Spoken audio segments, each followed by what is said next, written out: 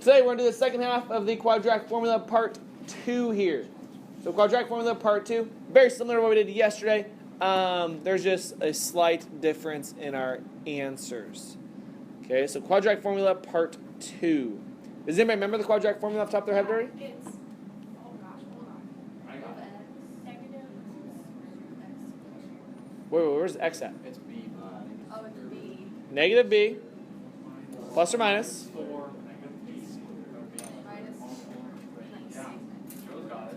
That way. Is anybody looking behind you at the poster over here? No. Okay, nice job. Good work. Negative b plus or minus square root of b squared minus 4ac all over 2a. Good work. So yeah, here's what we talked about yesterday. We had the quadratic formula. Somehow we have a formatting error on my screen here.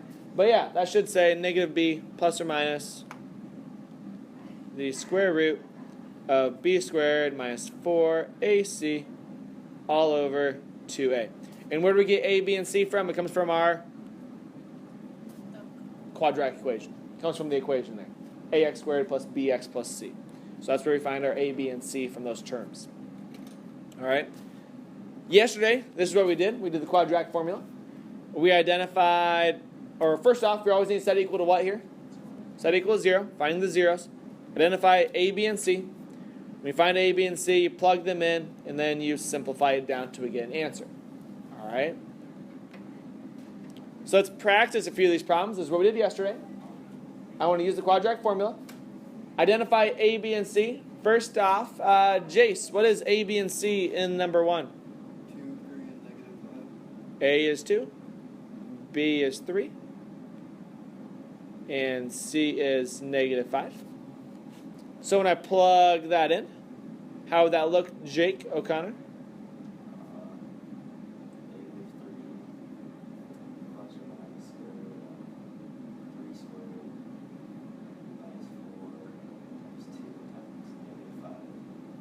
All over? 2 times 2. Awesome. So now I simplify down. -3 plus or minus square root of 9 plus 40 all over 4. -3 plus or minus square root of 49 all over 4. Square root of 49 is 7. So I get -3 plus or minus 7 all over 4. And now I get my two answers. How do I get my two answers? Do -3 plus 7, which is 4 over 4, and you get 1. And I do -3 minus 7, which is -10. -10 divided by 4 is -2.5 or -5/2. So that's where I get my two solutions there. I'd want to do the same thing for number 2. Hannah, could you identify a, b, and c for me?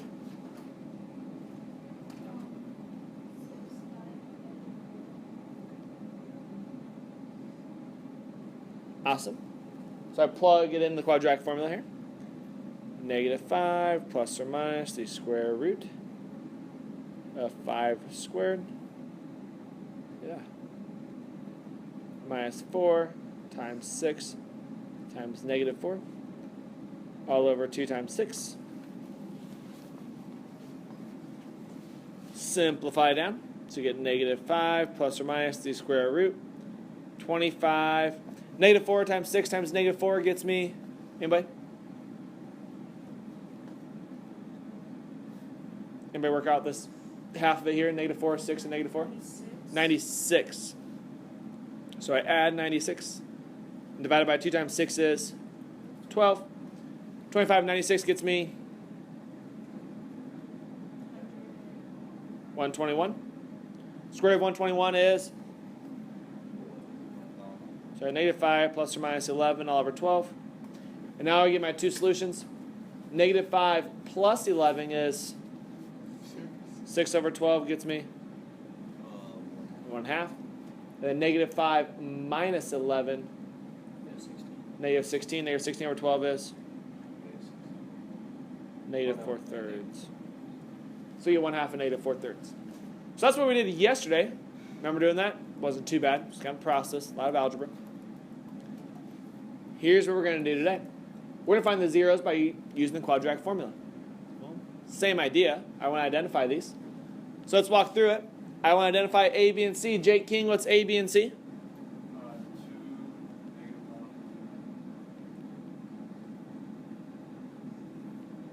-1. Okay, so I work it out here. I want to identify it, so I plug it in. So I have negative, parentheses, -1, plus or minus the square root, -1 squared, minus 4 times 2 times 2, all over 2 times 2. Is everybody good with how we plugged it in? Now we simplify with algebra. 2 negatives give me A. So I got 1 plus or minus the square root. -1 squared is? -4 times 2 times 2? All over 4. Okay, so we starting to recognize the difference here yet? So I have 1 plus or minus the square root of what's 1 minus 16?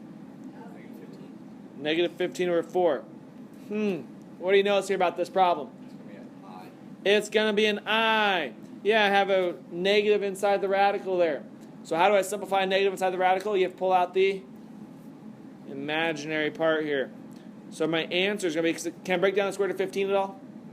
No. So my answer here is going to be 1 plus or minus I square root of 15 all over 4. And that's the difference in today. Okay, all we're doing is we're adding the imaginary part to this, to the solutions today. So really, same formula, just we can get some complex solutions here. Try number 2 on your own. Take a couple seconds. Try this one on your own. So number 2 here, identify A, B, and C. Bennis, what's A, B, and C? 4, 3, 2. A is, oh, not B. A is 4.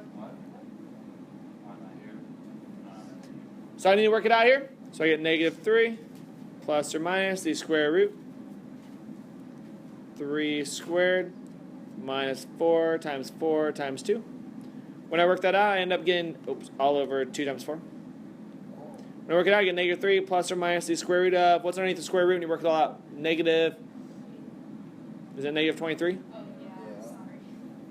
All over 8. And then what can I simplify down from the square root of -23? Just an I. So you get -3 plus or minus I square root of 23 all over 8. See, I got that, but I didn't get yesterday. Same like, I thing. don't get yesterday. It's the same thing. Do you have to put a loop on that I? No, I just do so you know it's an I. I like my loop on the I. Well, is it nothing like a weird mathematics thing? Okay, last thing we're talking about today is the discriminant. Look over here.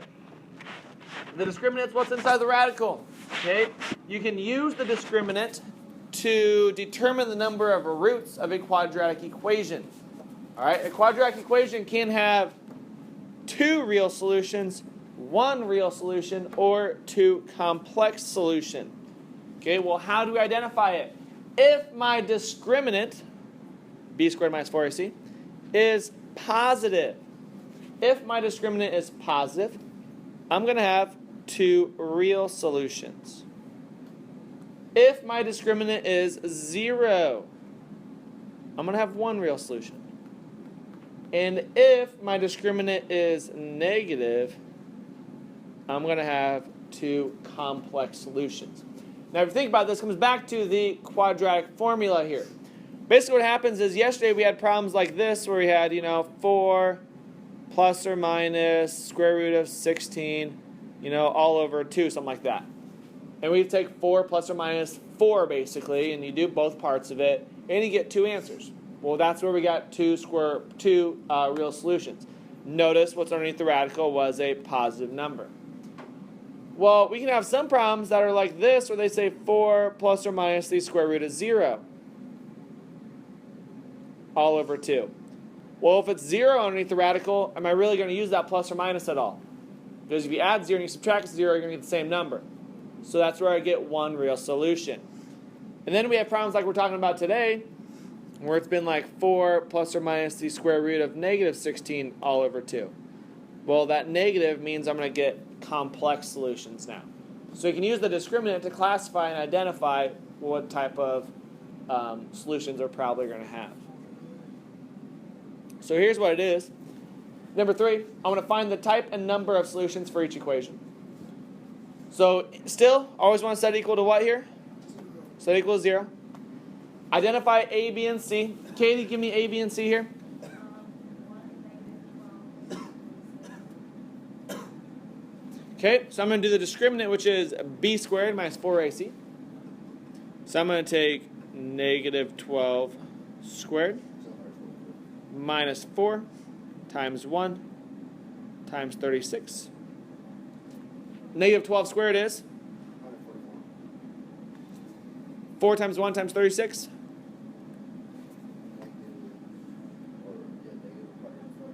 It's 144 as well. What's 144 minus 144? 0. If I get 0, am I going to have 2 real, 1 real, or 2 complex? 1 real solution. Okay, so that's how we identify these. 0, it's negative. Yep. Number 4. Again, always want to set equal to what, Hannah?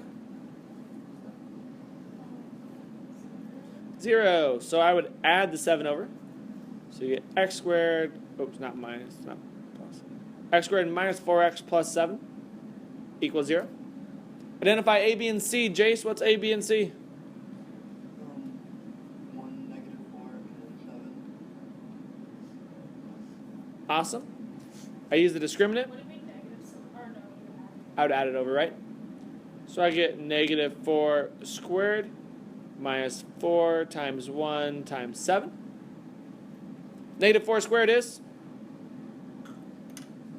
16 minus 4 times 1 times 7. 16 minus 28 is -12. If my discriminant's negative, what am I going to get? 2 real, 1 real, or 2 complex? 2 complex. Because that'd be like a negative underneath the radical, correct? So 2 complex solutions. Yeah, again, if you look back over at the poster, that'd be like saying my radical is a negative. So that'd be like I'd have an I there, my complex solution. 5, set equal to 0. McCoolidge, what do I have to do to set equal to 0? Add the 3. So you get x squared minus 7x plus 3 equals 0, right? Identify A, B, and C for me, Drew. 1, -7, and So I plug it in. -7 squared minus 4 times 1 times 3. -7 squared is 49 minus 12 gets me 37. It's positive, so what's my answer going to be, Katie? 2 real solutions. Yeah.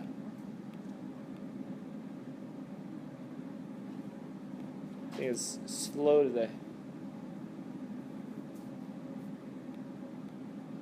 2 real solutions. There you go. Take a couple seconds. Try these 3 on your own. Again, when I work it out, I always want to set them equal to what?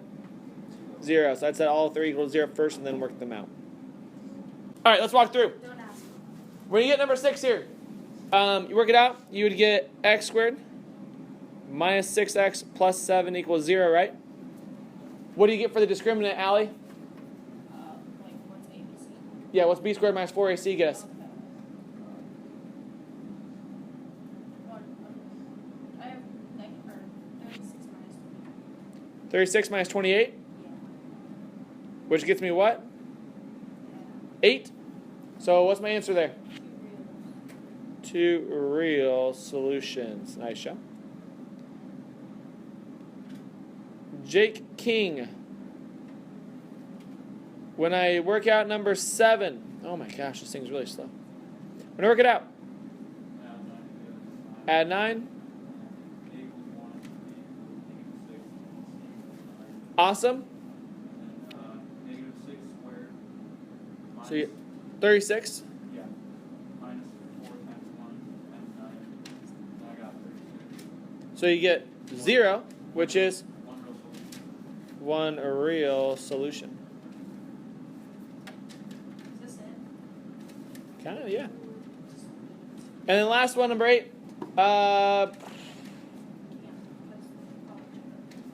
Who? Hannah. So you work it out here, right? You get x squared minus 6x plus 11 equals 0. Right? Okay, so what do you get for the discriminant? The discriminant? You know, discriminant, b squared minus 4ac? Yeah. Still working on that one? Jake King, want to help her out? Yeah. Thanks, Jake. Yeah. A equals 1, B equals -6. Got it. Awesome. So you get negative 6 squared, which is 36. minus, 44. which is negative 8. So now I get Two complex 2 complex solutions. solutions. That's not my name. His name. Nice job. There it is. And here's your assignment today.